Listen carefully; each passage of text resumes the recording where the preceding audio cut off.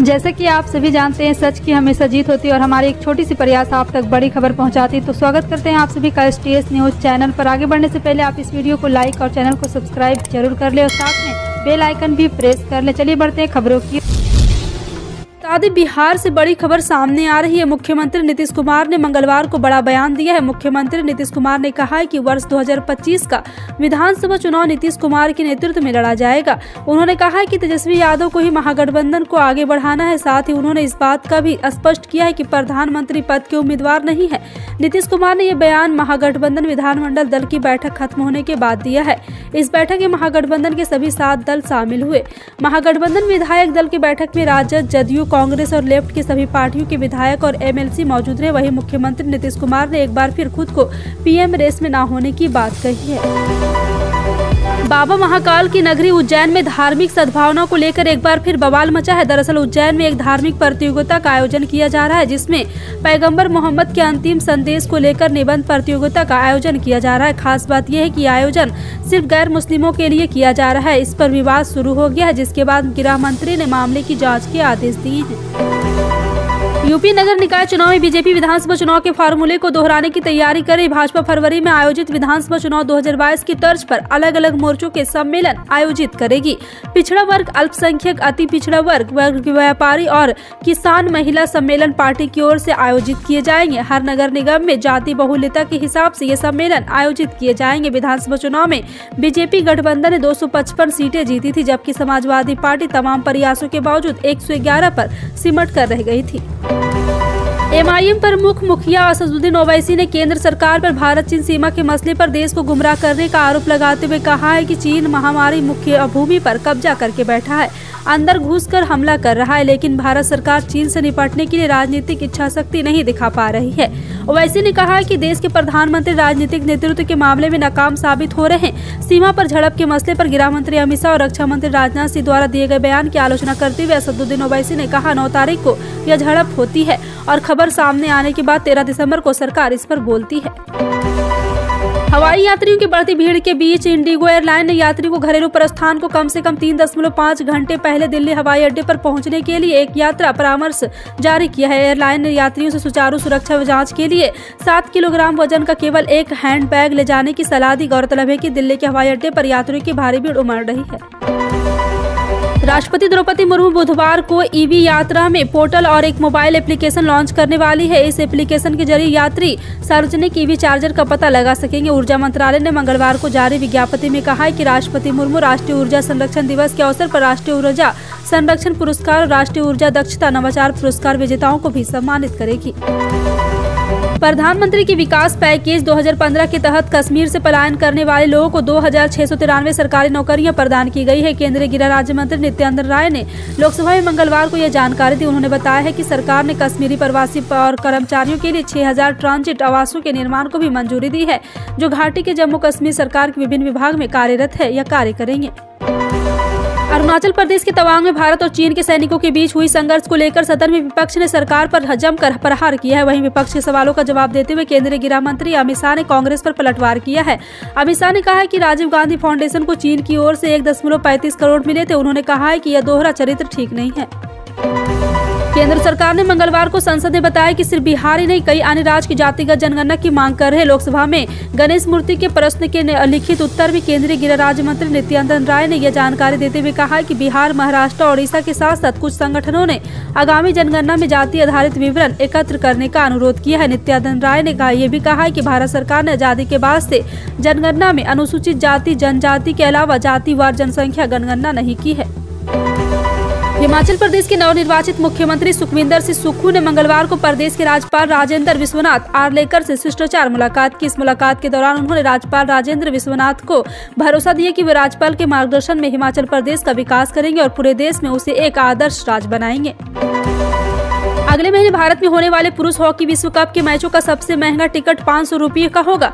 आयोजकों ने मंगलवार को टिकट की कीमतों की घोषणा की। हॉकी इंडिया ने एक बयान में कहा है कि भारत के मैचों के लिए वेस्ट स्टैंड के लिए टिकट 500 रुपये और ईस्ट स्टैंड के 400, नॉर्थ और साउथ के 200 रुपये होगी। दूसरी टीमों के मैचों के लिए वेस्ट स्टैंड के लिए 500 रुपये और ईस्ट के लिए 200 और नॉर्थ तथा साउथ स्टैंड के लिए 100 रुपये की होगी। उत्तर प्रदेश के मुख्यमंत्री योगी मंगलवार को मथुरा दौरे पर आए। इस दौरान उन्होंने श्री कृष्ण जन्म स्थान में पूजा अर्चना की और उसके बाद भगवान भवन, गर्भगिरा, योगमाया मंदिर और ठाकुर केशव देव मंदिर में दर्शन किए। मुख्यमंत्री ने मथुरा में 210 विकास योजनाओं का लोकार्पण और शिलान्यास भी किया है। कुल 822.43 करोड़ की परियोजनाएं और सेठ BN पोद्दार इंटर कॉलेज में प्रबुद्ध जन सम्मेलन को संबोधित भी किया। रेल मंत्रालय ने सार्वजनिक एवं निजी भागीदारी के जरिए रेलवे स्टेशन को मौद्रीकरण करने का प्रस्ताव वापस ले लिया है और अब इन परियोजनाओं का क्रियान्वयन इंजीनियरिंग, खरीद और विनिर्माण के माध्यम से किया जा रहा है। एक सूत्र ने PTI भाषा को इसकी जानकारी देते हुए कहा, बड़ी परिसंपत्ति वाली श्रेणी के बारे में प्रस्ताव वापस ले लिया गया है। PPP मॉडल पर इन स्टेशनों के मौद्रीकरण के लिए लाए गए प्रस्ताव की जगह अब इन परियोजनाओं को EPP मॉडल पर क्रियान्वित किया जा रहा है। प्रधानमंत्री नरेंद्र मोदी 2022 के आखिरी मन की बात कार्यक्रम के जरिए देशवासियों को रूबरू होंगे। आगामी 25 दिसंबर की सुबह 11 बजे PM मोदी देशवासियों से 2022 की आखिरी मन की बात करेंगे। इसी को देखते हुए PM मोदी ने देशवासियों से अपने विचारों को उन्हें भेजने के लिए आमंत्रित किया। इस संबंध में PM मोदी ने एक ट्वीट कर जानकारी शेयर की है।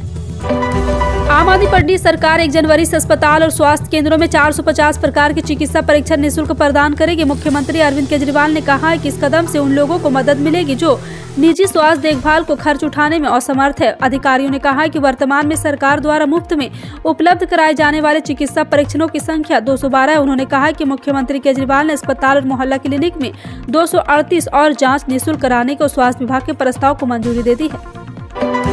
संयुक्त अरब अमीरात ने रविवार को राशिद मून रोवर को सफलतापूर्वक प्रक्षेपित किया है। चांद की सतह पर उसका यह पहला मिशन है।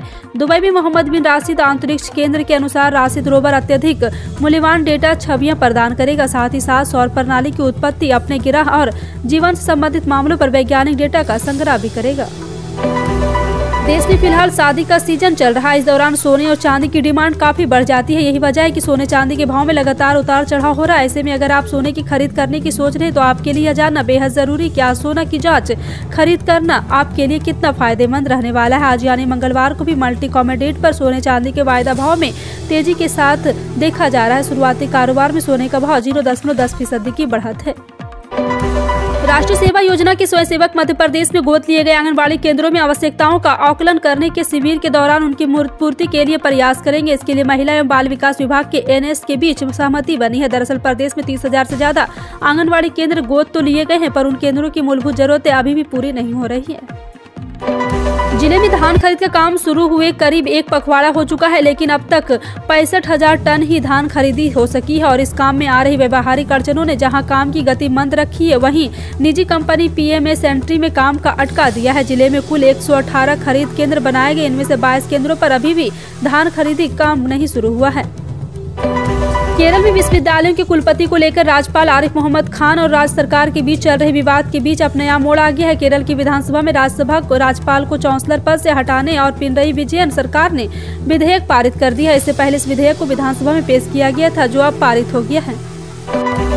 Bihar school examination board BSEB ने साल 2023 में आयोजित होने वाली मैट्रिक यानी कक्षा 10 और इंटरमीडिएट कक्षा 12 की बोर्ड परीक्षाओं की तारीखें घोषित कर दी है। बिहार बोर्ड मैट्रिक परीक्षा 14 फरवरी से शुरू होगी। वहीं बिहार बोर्ड प्रैक्टिकल परीक्षा 10 से 20 जनवरी 2023 तक आयोजित की जाएगी। बिहार बोर्ड की ओर से 10वीं की परीक्षा को लेकर सब्जेक्ट वाइज डेट शीट जारी की गई है। संसद का शीतकालीन सत्र चल रहा है और विपक्ष सरकार पर हमलावर है। इसी क्रम में तेलंगाना के मलकजगिरी से कांग्रेस सांसद रेवंत रेड्डी ने सोमवार को प्रश्नकाल के दौरान गुजरात के मुख्यमंत्री के रूप में अपने कार्यकाल के दौरान प्रधानमंत्री नरेंद्र मोदी द्वारा रुपये पर की गई टिप्पणी को दोहरा दी है। रुपया ICU में है और वाली और यहाँ पे तत्कालीन CM मोदी की टिप्पणी का हवाला देकर एक बार फिर से चर्चा में आ गई। सदन का तापमान गर्म कर दिया है। पश्चिम बंगाल के मुख्यमंत्री एवं तृणमूल कांग्रेस सुप्रीमो ममता बनर्जी ने मंगलवार को आरोप लगाया है कि केंद्र में भारतीय जनता पार्टी की सरकार ने मेघालय और अन्य पूर्वोत्तर राज्यों की अनदेखी की है। बनर्जी ने यहां TMC कार्यकर्ताओं के सम्मेलन को संबोधित करते हुए कहा है कि उनकी पार्टी ये सुनिश्चित करने के लिए मेघालय के लोगों की मदद करना चाहती इस राज्य में धरती पुत्रों का शासन हो। तृणमूल कांग्रेस के सांसद महुआ मोइत्रा ने मंगलवार को आर्थिक संकेतकों और अर्थव्यवस्था को संभालने के सरकार के तौर तरीकों को लेकर सवाल खड़े किए हैं। उन्होंने सरकार पर निशाना साधते हुए पूछा है कि अब असली पप्पू कौन है। लोकसभा में 2022 से 23 के लिए अनुदान के अनुपूरक मांगों के पहले बैच और 2019 से 20 के लिए अनुदान की अतिरिक्त मांगों पर चर्चा को आगे बढ़ाते हुए महुआ मोइत्रा ने कहा है। जहरीली हवा से परेशान दिल्ली के लिए राहत की खबर सामने आई है। राजधानी दिल्ली में अक्टूबर से नवंबर के बीच 8 सालों में सबसे साफ हवा दर्ज की गई है। विज्ञान और पर्यावरण केंद्र की माने तो सर्दियों के इस सीजन में अब तक किसी भी दिन गंभीर श्रेणी में स्पॉन्ग दर्ज नहीं किया गया था। रिपोर्ट की माने तो अक्टूबर नवंबर के महीनों में राजधानी का औसत AQI 142 पर रहा है। हिमाचल में कांग्रेस की सरकार बनते ही अटल टनल से जुड़ा पुराना विवाद बाहर आ गया है। सूबे के नए CM सुखविंदर सिंह सुक्खू ने प्रशासन को अटल टनल से 2020 में गायब हुआ शिलान्यास पत्थर दोबारा स्थापित करने का आदेश दिया। दरअसल राष्ट्रीय सलाहकार परिषद की तत्कालीन अध्यक्ष सोनिया गांधी ने 28 जून 2010 को सुरंग के पास धुंडी टनल का दक्षिण पोर्टल की आधारशिला रखी थी। तत्कालीन मुख्यमंत्री प्रेम कुमार धूमल और दिवंगत केंद्रीय मंत्री वीरभद्र सिंह की उपस्थिति में शिलान्यास किया गया था। फिलहाल आपका इन सभी खबरों पर क्या कहना है, कमेंट सेक्शन में टाइप करके जरूर बताएं। इसी तरह की पल पल की अपडेट जानने के लिए जुड़े रहें आप अपने NTS न्यूज चैनल से। मिलते हैं अगली बड़ी खबर में, तब तक के लिए जय हिंद।